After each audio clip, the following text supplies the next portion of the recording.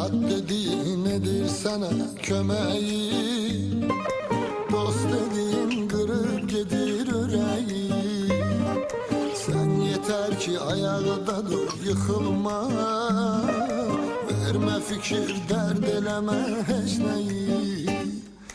Hamı yalan can deyir, ay sana kurban deyir. Ama düşürsen dar, orada seni atıp gedir. Değer verdiğin adam çok ucuza satıp gedir. Hayatta bu safek sevgi batıp gedir.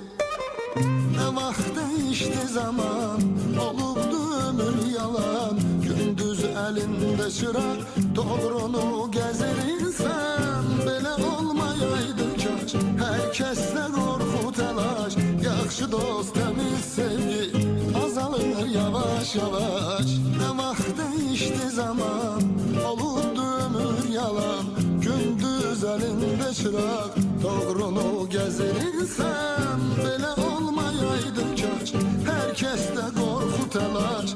Yakşı dost temiz sevgi, azalır yavaş yavaş.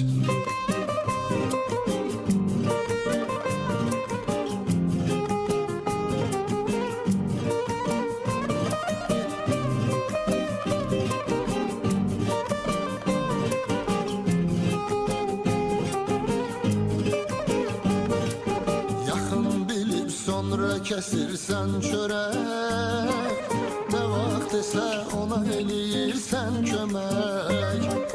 Sonda görürsen ki yalandı her şey, küsür amıdan tamam kırılır yürek. Bes günahı kim dedi, belki de kalbindedir. Hamı değil en şeyindi zaman beledi. Senin için ölerem diyen emelde yok dildedir. Yüz yaşamak herkesin özelindedir.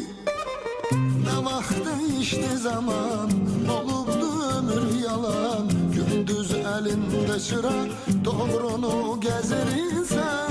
Böyle olmayaydı kaç, herkesle korku telaş. Yakşı dost temiz sevgi, azalır yavaş yavaş. Ne vakit değişti zaman, olubdu ömür yalan. Gündüz elinde çırak, doğrunu gezer insan. Böyle olmayaydı kaç, herkeste korku telaş. Yakşı dost temiz sevgi, azalır yavaş yavaş.